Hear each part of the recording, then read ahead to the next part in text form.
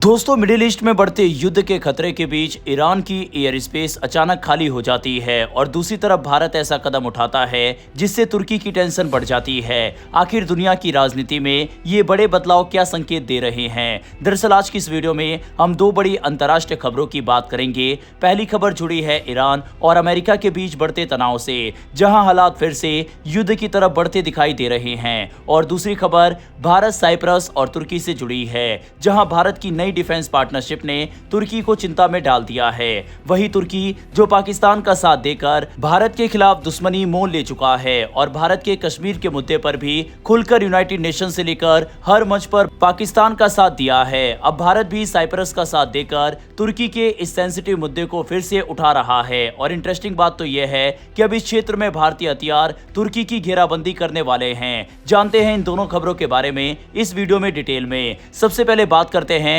Iran की। पिछले कुछ दिनों से ईरान और अमेरिका के बीच तनाव लगातार और बढ़ रहा है।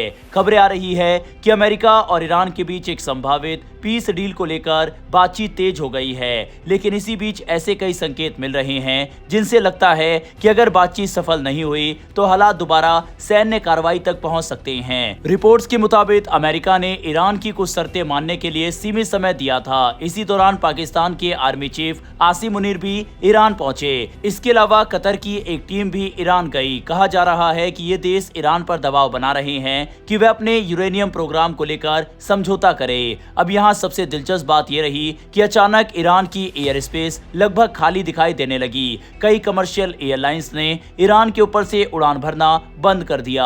आमतौर पर ऐसा तब होता है जब किसी क्षेत्र में सैन्य खतरा बढ़ने लगता है या एयर स्पेस को लेकर सुरक्षा अलर्ट जारी किए जाते हैं। ईरान ने भी अपने पश्चिमी हिस्से के एयर स्पेस पर कुछ अस्थायी प्रतिबंध लगाए। इसके बाद दुनिया भर में ये चर्चा शुरू हो गई कि क्या अमेरिका फिर से ईरान पर स्ट्राइक्स की तैयारी कर रहा है। अमेरिकी मीडिया रिपोर्ट्स में भी दावा किया गया है कि सैन्य तैयारियां दोबारा सक्रिय कर दी गई है। हालांकि अभी तक किसी तरफ से आधिकारिक युद्ध की घोषणा नहीं हुई है, लेकिन हालात काफी संवेदनशील माने जा रहे हैं, क्योंकि अगर इस क्षेत्र में तनाव बढ़ता है तो इसका असर सिर्फ मिडिल ईस्ट तक सीमित नहीं रहेगा। तेल की कीमतों से लेकर ग्लोबल ट्रेड और एशियाई देशों की अर्थव्यवस्था तक इसका प्रभाव पड़ सकता है। भारत के लिए भी यह मामला महत्वपूर्ण है, क्योंकि भारत की बड़ी ऊर्जा जरूरतें मिडिल ईस्ट से पूरी होती है। अगर वहां संघर्ष बढ़ता है तो तेल सप्लाई और शिपिंग रूट्स प्रभावित हो सकते हैं। यही कारण है कि भारत लगातार संतुलित विदेश नीति अपनाने की कोशिश करता है और किसी भी बड़े टकराव से बचने की अपील करता रहा है। अब बात करते हैं दूसरी बड़ी खबर की, जिसने तुर्की में काफी हलचल पैदा कर दी है। हाल ही में प्रधानमंत्री नरेंद्र मोदी और साइप्रस के राष्ट्रपति निकोस के बीच महत्वपूर्ण बैठक हुई। इस बैठक के बाद भारत और साइप्रस ने अपने रिश्तों को और मजबूत करने का फैसला लिया है। दोनों देशों ने अपने संबंधों को कॉम्प्रिहेंसिव स्ट्रेटेजिक पार्टनरशिप तक अपग्रेड किया है।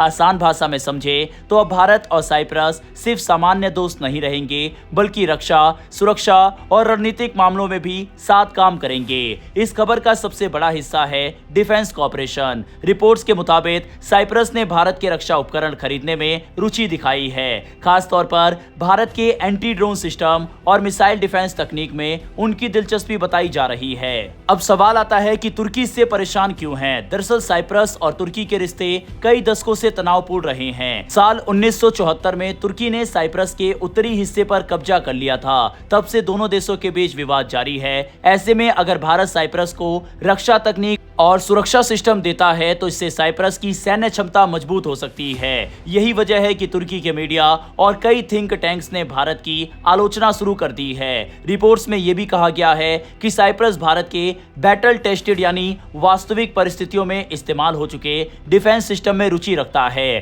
खास तौर पर एंटी ड्रोन सिस्टम में, क्योंकि भारत ने हाल के ऑपरेशन में तुर्की मूल के ड्रोन को सफलतापूर्वक रोकने की क्षमता दिखाई थी। इसके अलावा भारत और साइप्रस के बीच 2025 से 2031 तक रक्षा सहयोग बढ़ाने का समझौता भी हुआ है। दोनों देश मिलकर डिफेंस इंडस्ट्री, टेक्नोलॉजी और सिक्योरिटी मामलों में काम करेंगे। एक महत्वपूर्ण समझौता सर्च एंड रेस्क्यू ऑपरेशंस को लेकर भी हुआ है। इसका मतलब है कि भविष्य में दोनों देशों की सेनाएं जरूरत पड़ने पर एक दूसरे की मदद कर सकेंगी। एक्सपर्ट्स का मानना है कि इससे भारत की नौसेना को भी भूमध्य सागर क्षेत्र में रणनीतिक पहुंच मिल सकती है। यानी भारत अब सिर्फ एशिया तक सीमित नहीं रहना चाहता बल्कि यूरोप और मिडिल ईस्ट में भी अपनी रणनीतिक मौजूदगी मजबूत कर रहा है। तुर्की की चिंता का एक बड़ा कारण ये भी है कि पिछले कुछ समय में उसने पाकिस्तान का साथ अपने रिश्ते काफी मजबूत किए हैं। ऐसे में भारत अब तुर्की के विरोधी देशों के साथ अपने संबंध मजबूत कर रहा है। इसे एक तरह का रणनीतिक संतुलन भी माना जा रहा है। कुल मिलाकर देखें तो दुनिया की राजनीति तेजी से बदल रही है। एक तरफ ईरान और अमेरिका के बीच तनाव बढ़ रहा है तो दूसरी तरफ भारत अपनी विदेश नीति और रक्षा साझेदारियों को नए स्तर पर ले जा रहा है। आने वाले समय में इन फैसलों का असर सिर्फ क्षेत्रीय राजनीति ही नहीं बल्कि वैश्विक शक्ति संतुलन पर भी दिखाई दे सकता है।